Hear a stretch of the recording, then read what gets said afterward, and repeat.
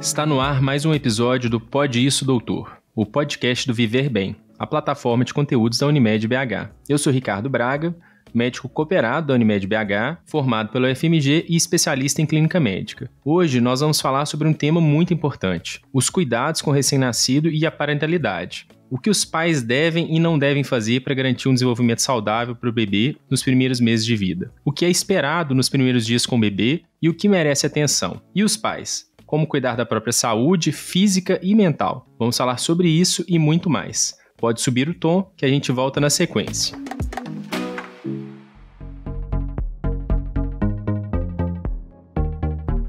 Você é pai ou mãe de um bebê? Ou está prestes a se tornar um? Se a resposta for sim, com certeza você deve ter muitas dúvidas sobre como cuidar da criança, dividir tarefas, o que esperar dos primeiros meses e também deve se perguntar o que é normal e o que não é em cada fase. Todas essas atividades são o que chamamos de parentalidade. Para ajudar você a ter todas essas dúvidas respondidas, eu conto aqui com dois convidados que sabem muito do assunto. Primeiro, a doutora Silvana. Especialista em pediatria e terapia intensiva pediátrica, é também intensivista nas UTIs do Complexo Hospitalar de Urgência da FEMIG, coordenadora da UTI pediátrica do Hospital Infantil São Camilo Unimed e atua como preceptora para residentes em pediatria e para residentes em terapia intensiva nos hospitais onde trabalha. Bem-vinda, Silvana. Obrigada, Ricardo. Obrigada por estar aqui. Muito obrigada. Também temos conosco Marcelo Correia, pai da Lisa e da Júlia, palestrante, compositor, cantor e escritor infantil. Marcelo Correia, seja muito bem-vindo, um prazer te receber aqui. Bom, muito obrigado, querido. Obrigado, eu que tenho que agradecer, tá compartilhando um pouquinho da minha vivência, da minha experiência aqui com você, com a Silvana, né? Eu acho que eu tenho muito para aprender aqui, escutando vocês. E também tem muita coisa que tá fresquinho, né? Porque a Lisa é mais velha, vai fazer 5 anos, e a Júlia, que é um bebê da pandemia, né, tem 1 ano e 3 meses, então fazendo essa prova pela segunda vez agora, tá bem fresquinho aqui, então vai ser muito legal compartilhar com vocês e aprender com a Silvana, com o Ricardo. Excelente, Marcelo, é muito bom contar com a presença de vocês aqui no Pode Isso, né? Os dois estão mais que qualificados e eu já vou chegar confessando que eu também tô com um tema fresco e tenho um conflito de interesse em querer falar sobre esse assunto. Eu sou pai de 2 e o meu mais novinho, Santiago, tá com 2 meses, então tô ansioso para aprender aqui com vocês hoje. Sejam novamente bem-vindos, podem ficar à vontade e nós vamos começar agora o episódio. Eu já vou começar justamente perguntando para vocês sobre um momento que com certeza gera muita ansiedade em todos os pais, mas principalmente para os de primeira viagem, as primeiras 24 horas após o nascimento do bebê. E agora? O que os pais podem esperar desse momento e como se preparar, se é que tem jeito, para se manter mais calmo nessas primeiras horas? Marcelo, vamos aproveitar que sua experiência está fresca, o que você pode compartilhar com a gente? Bom, são 2 perguntas bem difíceis de responder, né? Que acho que o tanto que se esperar e como se preparar, eu acho que a gente pode esperar algo lindo, né? Algo que é transformador para a nossa vida, né? Vira para tudo quanto é lado, as coisas boas, as coisas ruins, mas ao mesmo tempo que é intenso e é cansativo. Então, de fato, pela minha experiência, ter tido a Liz, né, que é a minha primeira, e a Júlia agora, foram 2 experiências completamente diferentes, mas foi a melhor coisa que aconteceu na minha vida. A gente costuma falar da paternidade, da parentalidade como algo muito romântico, assim, mas tem um lado que é um lado da dedicação, do esforço, do aprender, do errar e do se culpar, que é muito comum para nós pais que queremos dar o nosso melhor, né, sempre, né, para nossos filhos. E para se preparar, aí eu vou dar algumas dicas, né? Primeiro que para tentar fazer a coisa um pouquinho mais leve, o nascimento de uma criança, ao contrário de muitas coisas que acontecem na nossa vida, eu acho que a gente nunca vai estar 100% preparado, a gente nunca vai ter 100% de controle de nada. E ainda que você aprenda muito com o primeiro filho, né? Você que não é pai de primeira viagem, aprenda muito com o segundo filho, você vai pro segundo filho e você vê que é totalmente diferente, com a mesma forma. Então, acho que não tem um manual, um guia que vai funcionar para um, vai funcionar para outro, ou que as outras pessoas vão compartilhar experiências e você vai achar que vai ser o mesmo com você. Então, assim, relaxa, né? Eu acho que tem uma coisa de tentar controlar um pouco da ansiedade, controlar um pouco da expectativa que a gente tem para aquilo. Uma coisa que eu costumo falar é, sempre que puder, assim, deixa a emoção vir, curta a caminhada junto com o seu parceiro, sua parceira. curta muito essa caminhada, porque o nascimento do bebê, ele é uma coisa que vai mexer muito com as emoções, com o aspecto mental, o aspecto físico. Então, assim, tente curtir com quem tá do seu lado. Vou deixar um pouquinho a Silvana falar. É difícil a gente dar dicas, né, que são tantas coisas. E acima de tudo, né, Marcelo, que a chegada desse bebê, desse novo integrante da família, é um desafio não só para o casal, seja qual for o casal, mas para uma família. Porque se a gente não tiver, né, uma rede de apoio, se a gente não tiver pessoas ao nosso lado, só o pai e a mãe ou só o casal, é um desafio que muitas vezes nos leva a uma exaustão muito grande. Então, que esse preparo seja também um preparo de uma família além do pai e da mãe. Que a gente possa estar próximo, se possível, né, dos avós, dos tios, dos amigos, que faz muita diferença essa proximidade nesse momento de tanto desafio, de tanta situação, de tanta coisa nova, que é o nascimento de um bebê. É uma coisa que a gente tem que se preparar preparar quem está do nosso lado também, pedir ajuda, não tem vergonha de pedir ajuda, né? Bom, eu gostei muito do que eu ouvi até aqui, o que vocês falaram conversa muito com a minha experiência, né? A Silvana mencionou da rede de apoio, eu e a Raquel, a gente não ia ter sobrevivido se não fosse esse apoio, né, dos nossos pais, dos avós, do Caetano Santiago, faz toda a diferença. E o que o Marcelo falou, né, da ilusão do controle, assim, a gente tentar estudar, se preparar, então eu diria a dica, leia, se prepare, mas não leia demais, porque tem coisa que a gente realmente só vai aprender quando tiver cuidando.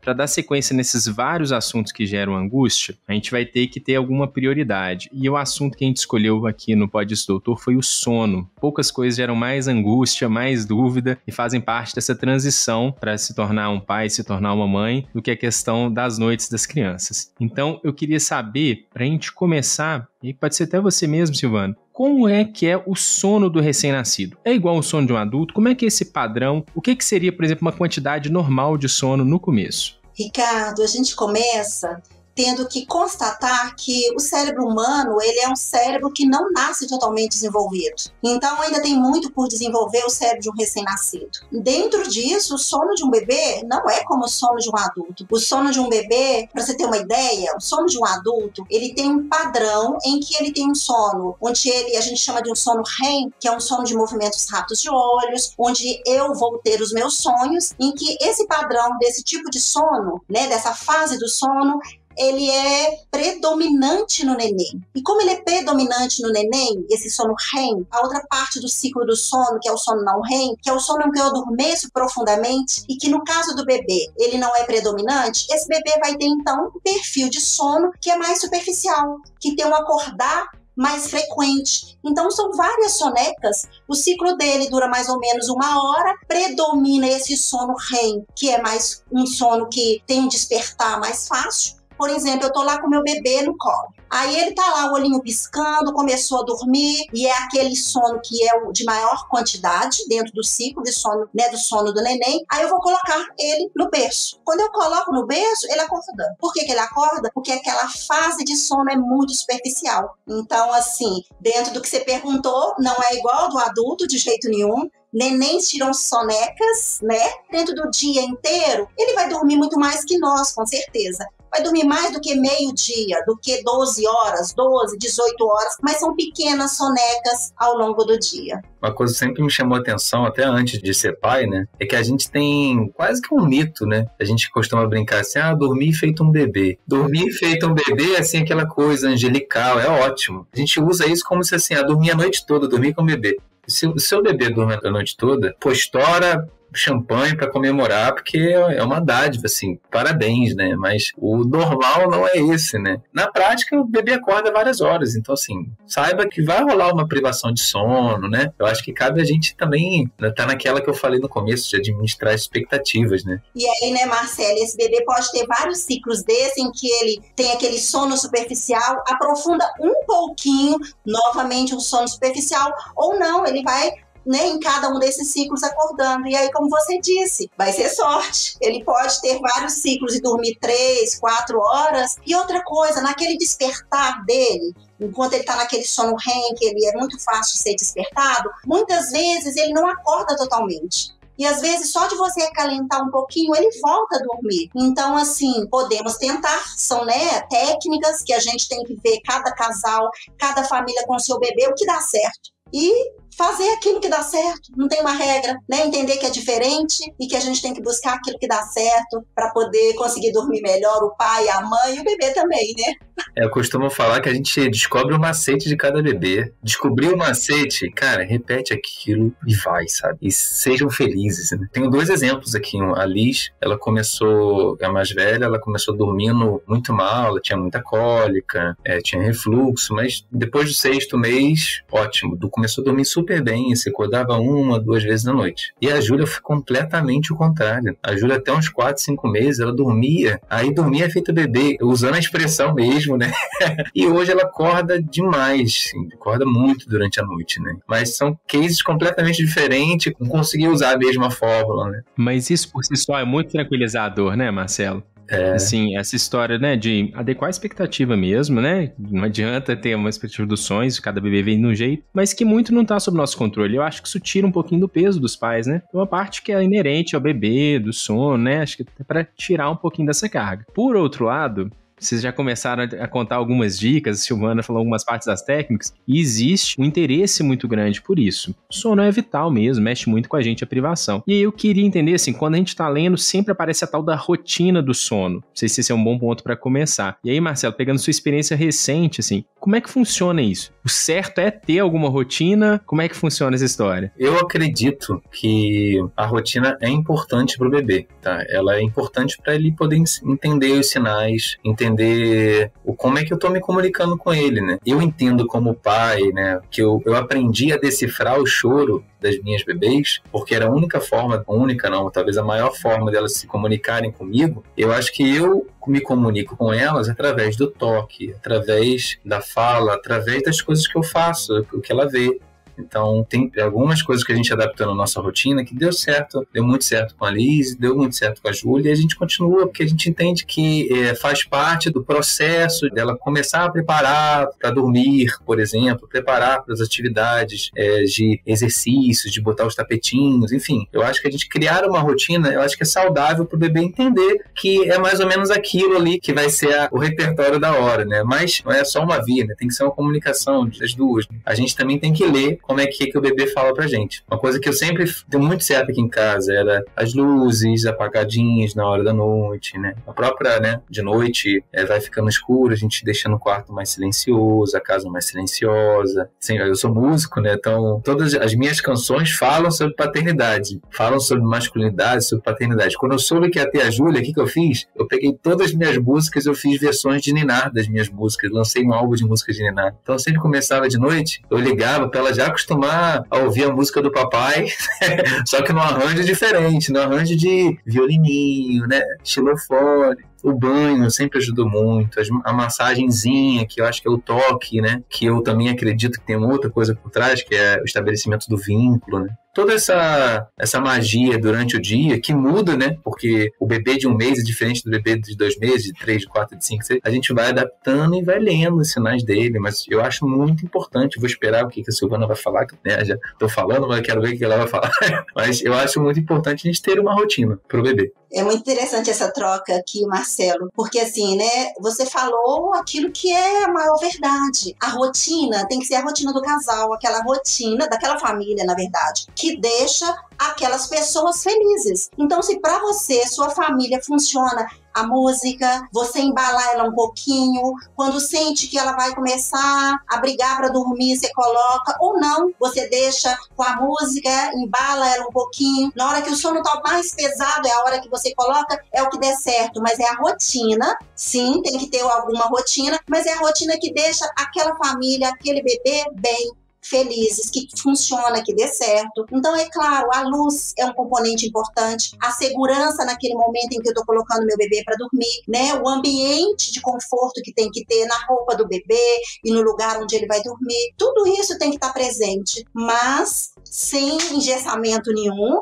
e que aquilo traga essa memória que você fala, né? Que é um ritual que tá chegando a hora de dormir, mas que faça bem para aquelas pessoas, para aquele bebê e para aqueles pais. Silvana, tem uma coisa engraçada aqui, que assim, aquela história do casa de ferreiro, espeto de pau. Eu sou músico, aí minha primeira filha, a Liz, ela não se dava tão bem com música. Ela não curtia. Olha que engraçado, né? Aí eu ficava cantarolando, tinha um chocalhinho ali que eu botava, ficava dançando um pouco com ela. E a Júlia, que é a mais nova, se eu toco um acorde, onde é que tu estiver na casa, ela vai aparecer aqui do meu lado. Eu acho que cabe a gente ter essa leitura ali, né? Quem sabe ela é o bebê que vai se acalmar com banho, né, Ricardo? Com o Marcelo, por exemplo. Exato. A história da rotina, assim, ela atende ao bebê, talvez ela ajude mesmo, né, assim, de expectativa da previsibilidade, ou de mostrar, sinalizar pro bebê, né, que a noite tá chegando, como a Silvana falou, mas dá um senso de ordem pros pais faz muita diferença. Então, mesmo que talvez a rotina, a gente não vai saber se tem algum componente que tem um peso maior ou não, mas pros pais ajuda, né, principalmente os pais de primeira viagem, assim, tô falando da minha experiência pessoal. Subverte tanto a sua rotina, sua vida vira de cabeça para baixo, vira o caos, que isso volta a dar algum senso de ordem, uma sequência, você começa a reconstruir a rotina com base nisso. Gostei demais. E ainda nas coisas específicas que vocês foram falando, né, banho, musiquinha, adorei a história da adaptação dos arranjos para música infantil, eu queria saber de outras intervenções que a gente escuta muito, se elas realmente contribuem, não contribuem, se é incerto. Por exemplo, ruído branco, usar o suado, o coeiro, né, do bebê ficar abraçadinho. Como é que essas coisas estão indicadas, não estão, caso a caso? Ricardo, não tem evidência, né? Essas questões, tipo usar o coeiro. Pode ser que ao usar o coeiro, você, por exemplo, prejudique a região do quadril do bebê. Então, como que eu vou usar esse coeiro? Na verdade, o que o bebê precisa é dele ter a sensação de conforto e de estabilidade. Então, quando eu estou envolvendo o meu bebê, se ele fica se sentindo seguro, não fica solto para não ficar tendo reflexo, né? O reflexo que o bebê tem nessa idade, que é um mouro, se eu não consigo manter ele confortável e não é embrulhado, apertado, não é fazer um pacotinho, mas é deixá-lo confortável. Porque eu tenho que ter cuidado, porque eu não quero segurar ele demais, eu não quero prender o quadril, mas eu quero deixá-lo confortável. Quero deixar ele confortável numa posição em que ele fique em equilíbrio, em que os bracinhos dele fiquem naquela posição em que ele se sente bem, igual quando ele estava na barriga da mãe. Muito dentro desse caminho. Então, assim, em relação a isso, o ruído. O que o ruído dito branco faz, né? O nosso músico tá aí, o Marcelo, para complementar, ele vai tirar o foco dos outros ruídos. Então, pode funcionar. Pode ser. E aí pode ser um barulhinho do coração batendo, ou então pode ser, como o Marcelo encontrou, a música de ninar, né? Mas o ruído branco, em alguns bebês funciona, porque ele tirou o foco dos outros ruídos e traz similaridade com ruídos que ele ouvia antes dele nascer. Então, pode funcionar em alguns bebês. Nada tem evidência científica padrão A. É aquela coisa de valores e preferências, realidade de cada um. Escolhas que podemos fazer. Assim, eu usei, acho que mais música do que ruído, mas eu entendo, né, que tem muita gente que fala, né, igual você falou, que simula a barriga da mamãe, né, o ruído branco. Mas o coeiro deu muito certo, sempre assim, respeitando também, e quando a gente fala de coeiro, a gente entra no, vou comprar um coeiro, né? O lance é fazer o embrulho. Eu, na época, eu falei, coeiro, meu Deus, o que é um coeiro, né?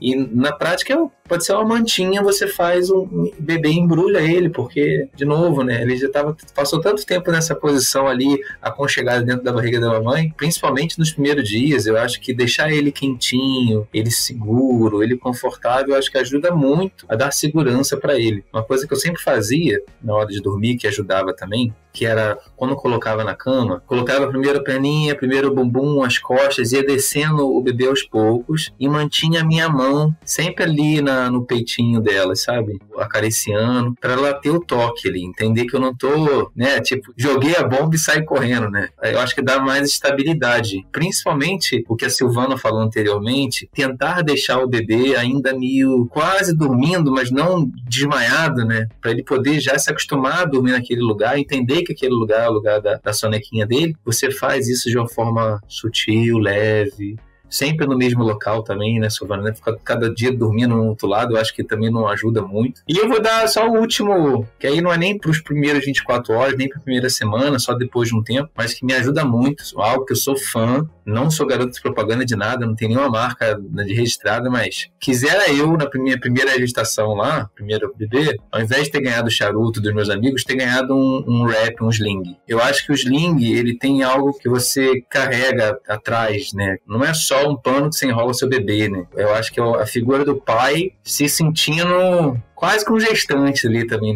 ou com o peito do bebê ali colado no seu. Eu acho que, assim, para muitos homens, a paternidade é talvez o primeiro portal ali que a gente acessa da nossa fragilidade, nossa vulnerabilidade, o quanto que a gente tem guardado de afeto, de amor dentro do peito. O Sling, eu acho que é uma ferramenta para a gente acessar esse portal. Então, hoje, quando tem um grande amigo que eu sei que vai se tornar pai, eu já dou logo um Sling. Falo assim, meu irmão, se vira aí, se precisar, te ensino uns 3 nós, o resto você aprende. Até porque eu já esqueci vários, né? Então, acho que é a última dica que eu dou pra galera. Tô contigo nessa aí, viu, Marcelo? Sou fã do Sling, usei com o Caetano, uso com o Santiago. Ajuda a dormir, mas mesmo que não ajudasse, né? É uma delícia fazer. E dando sequência aqui na nossa conversa, um outro tópico que é super importante, que eu tenho certeza que quem está ouvindo tem curiosidade de saber mais, é sobre a amamentação. A amamentação é um aspecto chave desse cuidado, né, do recém-nascido, tanto pelos benefícios para o bebê em relação à nutrição, vínculo, para a mãe, né, de vínculo também, controle de sangramento, mas também pelas dúvidas, pelas angústias que isso costuma gerar, principalmente em quem está fazendo isso pela primeira vez. Só que hoje a gente não vai dedicar muito tempo para o tema. Isso porque a Unimed BH lançou recentemente uma série de materiais a respeito do aleitamento materno, principalmente em função do Agosto Dourado. Então, além de encontrar um e-book completo sobre a amamentação e diversos outros conteúdos no portal Viver Bem, você ainda pode assistir um vídeo especial no canal do YouTube e ouvir o podcast do Reparto, que tem um episódio específico sobre o assunto. Aí eu vou referenciar vocês para esses materiais e vou pegar o gancho da Silvana, que falou um pouquinho sobre o choro. Silvana e Marcelo, nessa questão do choro, que faz tanto parte da comunicação, tem uma frequência de choro que é normal? Existe isso? Quantidade de choro que é normal? Porque às vezes a gente fica angustiado se o bebê tá chorando para mais, né? Mais para mais, mas às vezes também para menos. Existe isso? Não tanto na quantidade, Ricardo, mas no padrão de choro que a gente deve se preocupar. Não na quantidade. Porque é claro que, assim, vão ter nenéns que são mais chorões e a gente tem que entender o porquê que o bebê tá chorando. Então, o tanto que o neném chora, cada neném tem um padrão e isso vai ser diferente. Não é isso que mais preocupa o pediatra e que a gente leva para a família, mas é no padrão de choro do bebê. E à medida em que o bebê chega e a gente começa a conhecer esse bebê, a gente sabe qual que é o choro dele para cada situação, o choro que é normal, que é esperado para aquelas situações do dia a dia, e um choro que é diferente, como, por exemplo, um choro em que eu sinta que o meu bebê tem alguma doença, como, por exemplo, infecção, ou infecção do sistema nervoso central, algo diferente. Um choro irritado, gritado, e eu vou perceber que tem algo diferente. Então, não devemos nos ater à quantidade, mas ao tipo de choro que o meu bebê expressa na minha preocupação quanto a isso. Vou retomar isso aí, viu, Silvana, que isso me interessa. Mas antes, perguntar para o Marcelo aí, com a experiência recente da Júlia. Para quem ainda não criou essa referência, para quem ainda não conheceu o próprio bebê, tá nas primeiras horas, primeiros dias, como é que a gente age diante do choro? O que eu faço primeiro? Como controlar? Como agir? Eu diria que, como a gente não conhece ainda, eu diria que acho que tem um checklist mental que ajuda, né? Eu acho que a gente vai na tentativa e erro mesmo. Chorou? Primeiro, é sono. É a fome? Não, pô, esse choro tá um pouquinho mais estridente. Então pode ser, será que é uma cólica, um refluxo? De novo, sempre acompanhando o que vai dar certo, o que vai dar errado e falando com o pediatra, né? Aqui eu tenho um caso da minha primeira gravidez, né? A Alice, ela teve cólica, mas ela chorava bem mais contido, sim. Então o choro dela era mais difícil de decifrar, mas a gente conseguiu captar bem, enfim. A gente teve um problema com cólica e que a gente lidou um tempo, mas depois passou. A Júlia, que é mais nova, rapaz, ela tem um gogó que ela acorda, sim. O choro dela é muito forte. É impressionante como é que ela se comunica. É mais fácil, sempre foi mais fácil identificar. Quem tá de fora parece que é a mesma coisa. Poxa, meu Deus, essa criança tá morrendo. E vai ver, ela só quer água, só quer mamar, só quer dormir, enfim. Tem o seu checklist na mão e tenha calma, tá, gente? Eu acho que nessa hora é ter frieza, tentar ter frieza, né? É difícil, né? Nesse comecinho, ainda mais que a gente tá sempre cansado. Mas tentar ter um certo controle, uma tranquilidade para fazer esse checklist e descobrir qual desses itens do checklist está relacionado àquele choro. Se nenhum tiver, pediatra na hora, vamos correr atrás porque a gente precisa de ajuda até poder decifrar.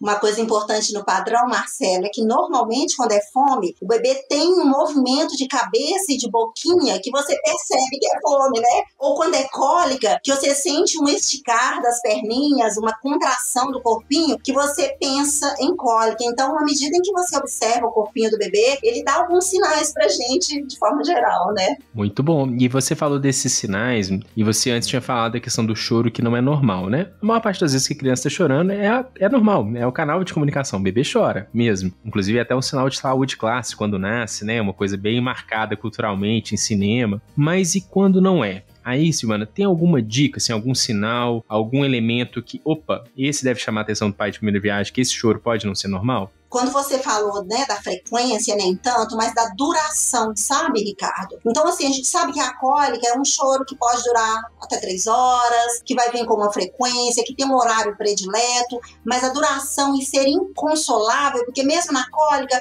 tem momentos de que ele fica mais calminho e volta a chorar. Mas o choro que é inconsolável é algo que vai ter que ter uma atenção maior. Então, se eu estou percebendo que é inconsolável, eu tenho que pedir ajuda. Além disso, o timbre de choro também. Então, mesmo que, por exemplo, é Júlia, né? Júlia, mesmo que a Júlia, né, tipo o maior gogó, daquele chorão, você vai perceber que aquilo ali tem uma vitalidade diferente do que um choro estridente, que a gente até fala, nossa, esse choro é neurológico, porque ele é estridente. É algo que é diferente. Então, se o som daquele choro traz para você algo que você não reconheceu antes, tudo bem que no início a gente ainda não conhece, mas no início, muito difícil que venha algo tão diferente assim, né? Normalmente vai ser um choro, nem nas primeiras horas, na verdade ele dorme, ele não chora, né? Os primeiros 3 dias ele é mais calmo, tranquilo, não vai ser ali que ele vai estar chorando. Então esse choro estridente, esse choro inconsolável e se acompanhado de outras alterações, aí eu tenho que me preocupar, né? Então ele tá com um padrão de sono diferente, mais sonolento, por exemplo, né? E eu tô percebendo isso. Tá tendo febre ou a temperatura tá baixa, eu toco e sinto que tá frio, a respiração tá diferente, então uma composição de coisas junto com aquele choro, né, que deve chamar a atenção para que eu peça ajuda, né, como o Marcelo falou.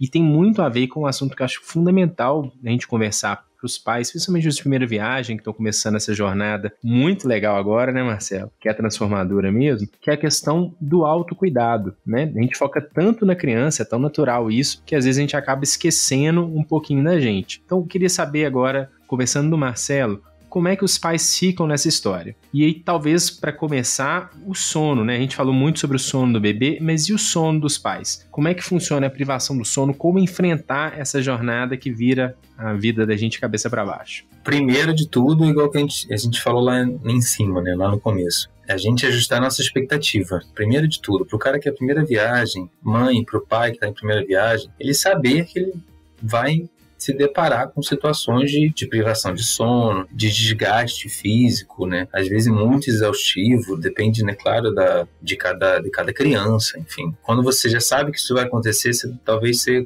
começa a partir de um lugar que isso é normal, é esperado. Aí você vai trocando ideia com outras pessoas para saber o quanto que está acima ou abaixo dessa média, enfim. Mas eu vejo que todas as tarefas inerentes a parentalidade, principalmente no começo da vida do bebê, eu acho que tem que ser fruto de muita parceria do casal, da família, toda a rede que cuida daquela criança, sabe? Porque é muito desgastante. Eu lembro da minha mãe falando que minha tia, que eu considero minha segunda mãe, que a minha tia, ela era a maior rede de apoio que minha mãe tinha. Minha mãe dormia e minha tia ficava cuidando de mim. Cresci escutando isso, mas hoje eu tenho tanta noção, eu tenho tanta admiração, tanto que eu já voltei tanto pra minha tia e falei, tia, agora entendi, te amo. É muito desgastante. Então o sono, eu acho que talvez o sono e choro, né, essa duplinha aí, que são os mais enlouquecedores pra gente, que tiram mais a gente do eixo. Quando a gente consegue dividir isso com alguém que tá ali com a gente, tá disposto a encarar aquilo, né? Eu acho que a gente torna tudo um pouco mais leve, né? E aí, ainda assim é difícil. Eu tô falando com vocês hoje, Marcelo Correia. A minha mente, ela tá muito sã, tá muito tranquila, mas o meu corpo tá meio...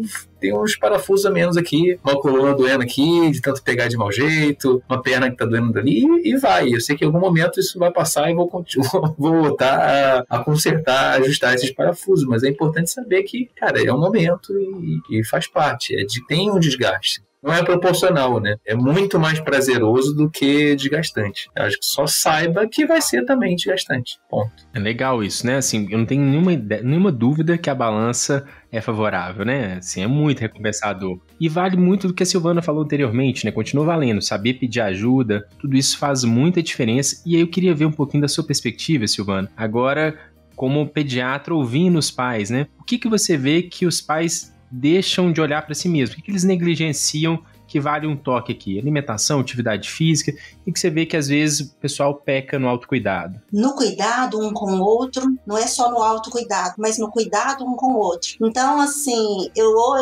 não falei, eu sou avó, tenho uma netinha de 7 meses. Então, o que eu gostaria de dar de presente para minha filha? O que eu tento dar de presente para ela? Sabe, um momento em que ela possa estar fazendo outra coisa que não seja quando ela está em casa, cuidando da filhinha dela, cuidando da minha netinha. E eu pergunto para ela, que gentileza que você fez hoje com ele? Que gentileza que ele fez hoje com você, para você? Então, que gentilezas que nós estamos dando para o outro, fazendo com o outro? Como que nós estamos cuidando um do outro e cuidando de nós mesmos, é claro. Então, uma gentileza, eu vou acordar mais cedo, vou fazer uma atividade física, de repente vou chamar alguém para vir em casa e me ajudar a fazer, e aí ele fica lá cuidando. Mas eu posso dividir os dias, vou ter que acordar, não é nem acordar, né? Porque muitas vezes nem é acordar, mas escolher um momento em que eu vou cuidar do meu corpo, porque precisa. Nessa hora, a mulher, principalmente, né, ela pode sentir que ela perdeu muito com o físico, né, que a aparência dela mudou, ela vai ter uma onda de hormônios diferente no corpo dela, vai ter tristeza com isso, tristeza normal, que depois ela recupera ao longo desse primeiro mês, aí ela recupera essa tristeza, principalmente se ela se sente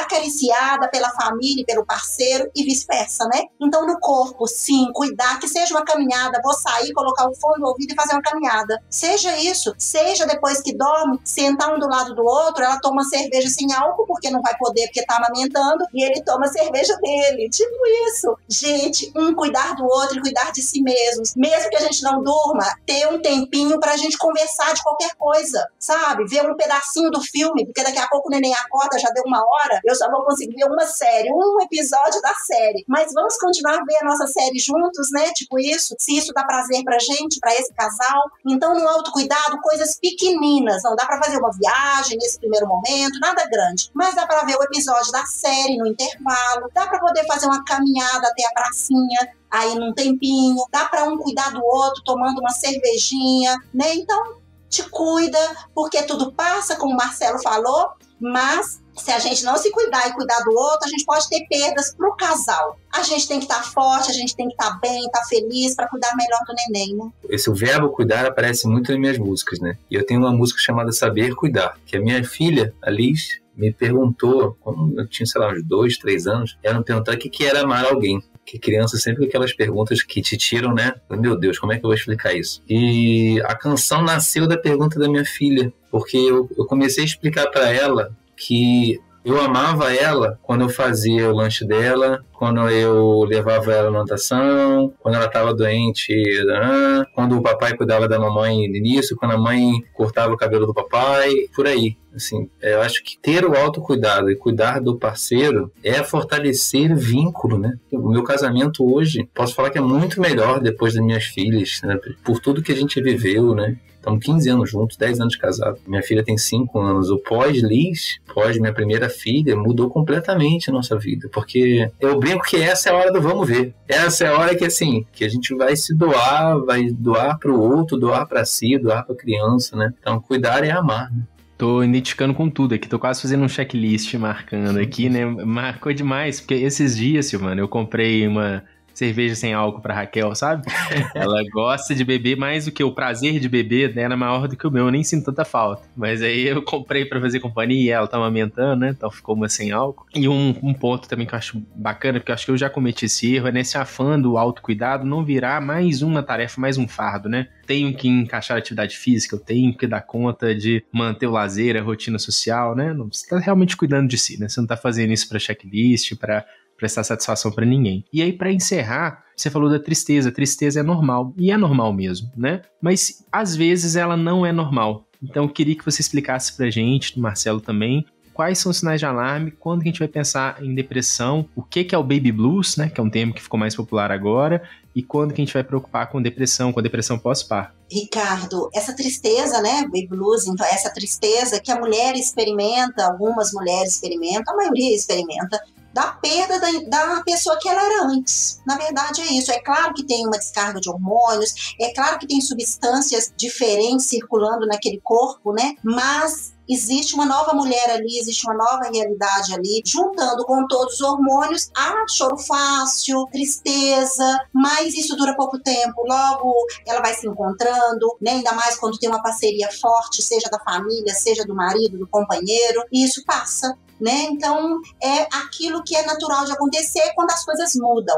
Às vezes eu sinto que eu perdi e eu fico triste, então ok. Agora, quando aquela tristeza persiste, quando aquela tristeza me prejudica, eu negligencio coisas, prejudica as minhas relações, prejudica o que eu estou fazendo, eu tenho que abrir um sinal de alerta, porque senão eu começo a rotular, né, de isso é normal, é a tristeza pós-parto, é o baby blues. Não. Se aquilo começa a me prejudicar, se aquilo avança além do primeiro mês, já é um sinal de alerta de que eu posso estar, sim, diante de uma depressão. Depressão é doença, precisa de apoio, às vezes precisa até de medicação, mas precisa de algo mais do que um companheiro, né, ali apoiando, do que a família. Precisa de uma conversa sobre o que está acontecendo e o que a gente pode fazer para melhorar. Né? Então, basicamente, avança os limites da nossa família de resolver a depressão. Resolver sozinha. Nós não somos super-homens, não vamos resolver isso sozinhos nessa hora, não. Já temos outros desafios e isso é um desafio que precisa de mais ajuda. Agora, a tristeza, não. Ela vai ser resolvida ali entre os pares e com pouco tempo. Bom, lá em casa a gente viveu o baby blues, assim, a gente enfrentou essa dificuldade, né, da tristeza pra mais mesmo, e foi bom porque a gente não tava preparado, assim, eu pelo menos não reconhecia, sabe, o puerpério mudou muito a vida, é legal ficar atento, né, isso pode acontecer com qualquer um, não tem nenhuma culpa envolvida, e pode acontecer, inclusive, com um homem, não é, Marcelo? Sim, primeiro, assim, você falou agora, acho que é a primeira vez que a gente falou de puerpério, né, que tudo que o Silvano tá falando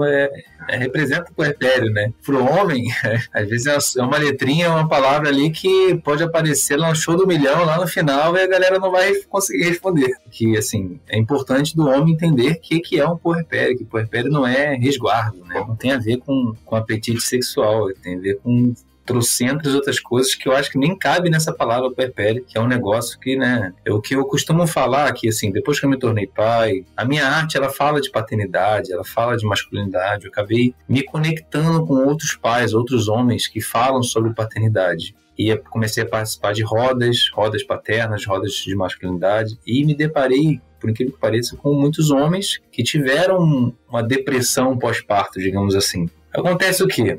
Nem à toa que a gente tem um Novembro Azul, né?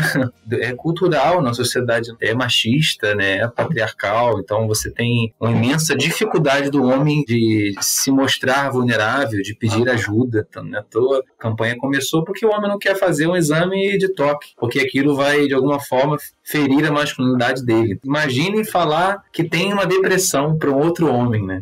E aí eu convido todo mundo que estiver escutando aqui, isso foi recente, uns 2 meses atrás, tem um vídeo que ficou muito famoso de um lutador de MMA, que ele ganhou a luta e ele foi dar o depoimento dele, ele homenageou um amigo dele que tinha acabado de cometer um suicídio. Ele falou que antes de se fazer a pesagem da luta, 5 horas antes, ele recebeu a notícia que o amigo dele tinha suicidado um dos melhores amigos dele. E ele fala, uma mensagem muito forte, né, de um lutador de MMA, aquele cara que você imagina, aquele cara da brucutu, que bateu pra caramba. O cara fala, preferia ter o meu amigo chorando no meu ombro do que ter que ir no funeral dele semana que vem. Então, quando a gente fala de depressão pós-parto, assim, além do tabu da depressão, tem um tabu da masculinidade, que é o homem aceitar que está sofrendo, aceitar que tem que pedir ajuda. Numa sociedade que fala que não ensina o homem, não prepara o homem para ser pai. A gente não discute sobre o que é ser pai com outros homens, né? Pelo contrário, na minha pelada de segunda-feira, pelada de futebol, né? No meu futebolzinho de segunda-feira, eu saía mais cedo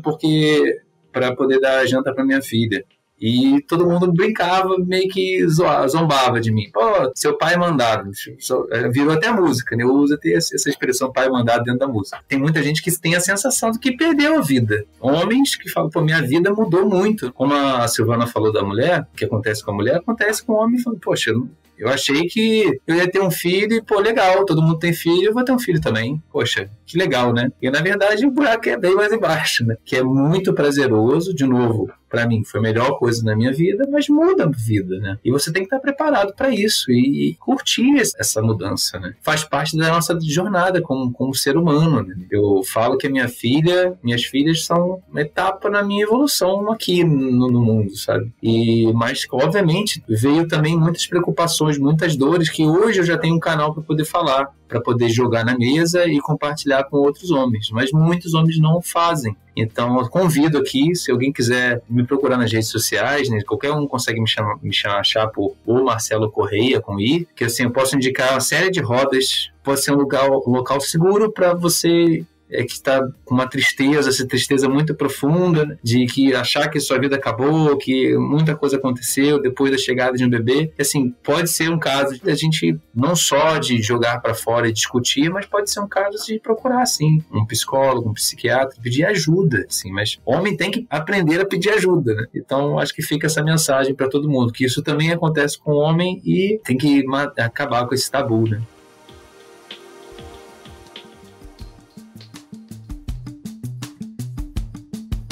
Papo nosso aqui tá ótimo, né? Dá vontade de continuar por muito mais tempo, mas infelizmente tá chegando o final, e chegou antes disso aquela hora do Pode Isso Doutor, em que a gente dá uma sugestão, uma dica, recomenda um conteúdo que pode ajudar as pessoas antes de encerrar o episódio. Vale livro, vale filme, vale série, vale rede social, o que mais vocês acharem pertinente. Aí queria saber o que você deixa de dica aí pra gente, Silvana.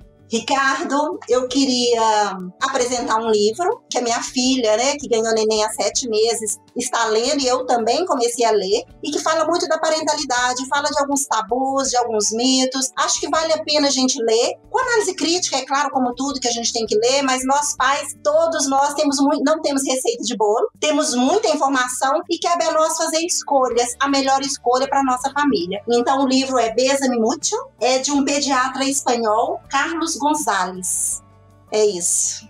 Obrigada. Muito bom, Marcelo. Uma dica para compartilhar com a gente? É uma dica. Eu acho que, assim, tem um livro chamado Disciplina Positiva, da Jane Nelson, que ele apresenta a teoria da disciplina positiva, que é uma metodologia que vai te dar ferramenta para poder te ajudar a desenvolver a inteligência emocional da sua criança, do seu bebê. E ele, como tem vários toques de outras teorias, como a comunicação não violenta, teoria do apego, eu acho que esse livro, Disciplina Positiva, ele é um bom começo para a gente poder começar a se ver mesmo, né? A gente fala de ajudar o bebê, mas eu acho que é um livro que a gente faz a nossa faxina para poder espelhar a melhor coisa que a gente quer espelhar para as nossas crianças. E quem não quiser, não gostar de ler livro, tem um canal que fala de disciplina positiva, que eu sou fã, que é o do canal do Paizinho Vírgula, que é do Thiago Queiroz, que eu também sou fã, confesso, de carteirinha, me ajudou bastante. Eu vou puxar a sardinha e vou fazer recomendações mais pros pais, mas até porque eu acho que ainda é um pouco mais difícil achar conteúdo. E aí você já roubou uma minha, Marcelo, eu ia indicar o podcast do Pais em Vírgula. Esse conteúdo ele também compartilha, eu gosto muito do Thiago também. Tem um outro livro que eu acho que também, se você não quer dar um sling pro seu amigo, pode ser esse livro, ele chama Pai de Elite. O Pai de Elite, eu acho interessante porque, assim, é um pai britânico que escreveu, que fez parte do exército lá. Ele constrói todo o livro com analogias, digamos assim, relacionadas ao exército, à parte militar, só que não tem nada dos chavões que a gente associa com isso. Não é sobre machismo, não é sobre autoridade, pelo contrário. Ele, inclusive, era um pai que ficava em casa e a esposa que era a provedora, digamos assim. Só que eu acho até que facilita para muitos pais receber esse livro, esse viés, essa roupagem que ele deu, e é muito legal porque é voltado especificamente pro pai. E para finalizar, o Marcelo foi muito modesto e acabou não compartilhando um que eu acho que é imperdível, que é o TED Talk dele, que é muito legal e é voltado pro pai também, e quem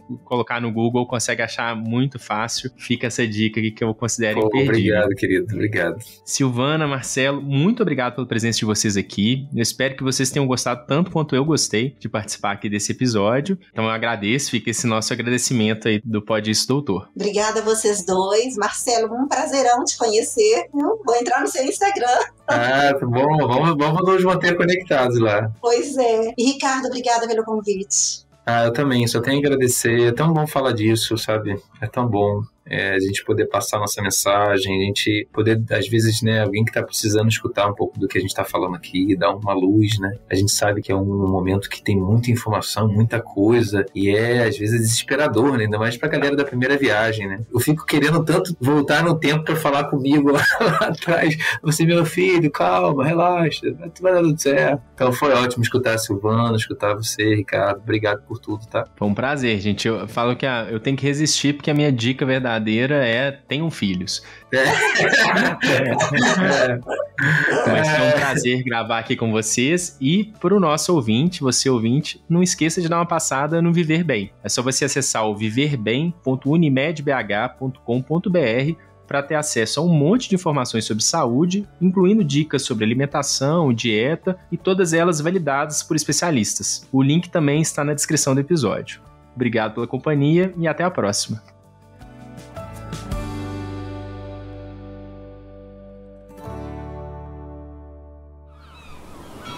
Este podcast foi editado pela Maremoto.